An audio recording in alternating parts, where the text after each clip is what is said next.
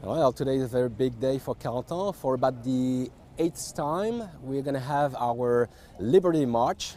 We gather over 220 reenactors from 11 different European countries.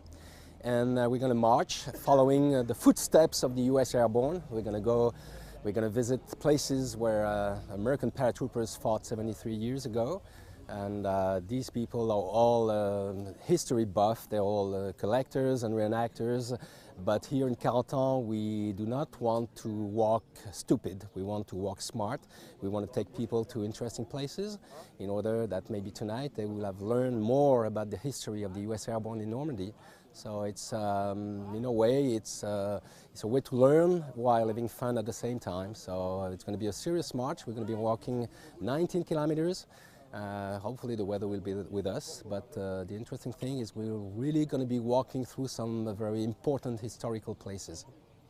It's the eighth year and eight continuous years, and every year we try to have a different course, different route, and that's what's specific about the Battle of Canton is that it took place 360 degrees around the city. So we have no difficulty every year finding a new course for the march, so that the reenactors every year they learn something different. Because for most of the parts around Canton, the places haven't changed at all. So why not take advantage of it? It's right there, the places, the castles, the farms, the fields, the marshes, the locks, the bridges, they haven't changed at all in 73 years. So we know that at every single places here in Normandy something happened. So we want to keep that memory alive, and these guys, you know, maybe they just want to show off in their great army uniform, but we want to take them to places where they're going to be able to learn something from the people who wore this uniform 73 years ago. Well, of course, the most intense moment is whenever we meet veterans, and you know, wearing a US uniform in France is accepted, but lots of people might be wondering this morning, what are these guys doing here? You know, are they all gung-ho? They want to go to war? And but when you meet a veteran, as far as I can remember, 100% of them are proud that we Europeans are doing this to honor what they were doing 73 years ago, wearing their uniform. And might be a tricky thing to explain, but whenever you meet a veteran, you know exactly why you're doing it. Not really, not during Second World War, even though my father, being a Dutchman, was in the Eindhoven area when the 101st Airborne jumped on September 17, 1944, and he saw the American. But no, I don't have any military history behind me, and most of these guys don't have any military history. It's just there's a fascination in Europe. Maybe it's hard for you guys to understand, but there is a fascination in Europe and in France for the American soldiers of 1944. They're the big heroes. They're perfect. You look at The Longest Day, you look at Saving Private Ryan. They've got everything that we don't have. They're cool, and they're great warriors, and they win. And there's a fascination about that US uniform. That's why a lot of these guys here, all they want to do is wear a US uniform, and D-Day is an opportunity for them just to show off. Here in Canton, we try to go a little step further. Okay, you got a great uniform, you're looking great in your GI outfit. Let's go to the field. Let's see what really happened and get the feel of what happened. So along the way today, we're going to have a different stage of the march. We're going to have other reenactors. We're going to be reenacting a little episode of the battles, just to give them an idea. So it comes as a surprise every year.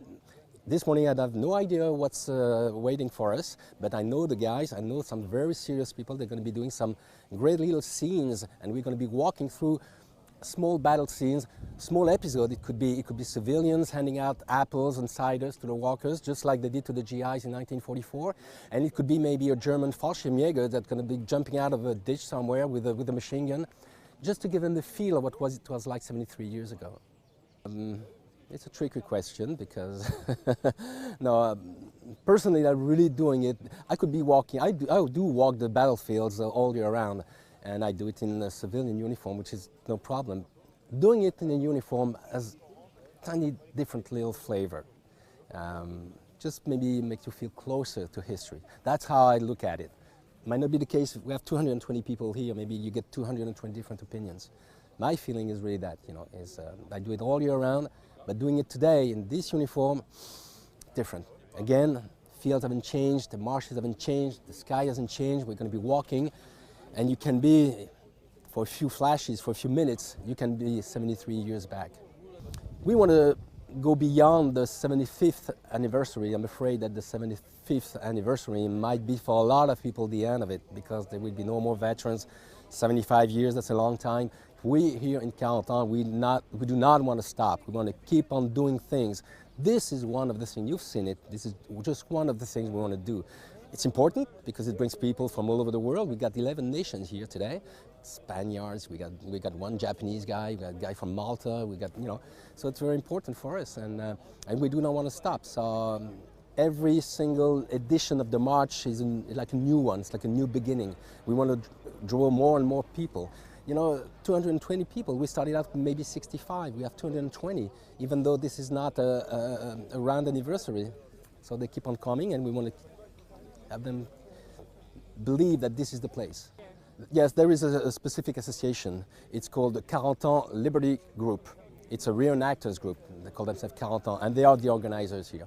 They're going to organize a dance tonight at the place where we had lunch and dinner with the soldiers. There's going to be a dance there in 1940s music and civilian dress, and these guys will be in Class A uniform, 1944 Class A uniform, and all organized by the same group.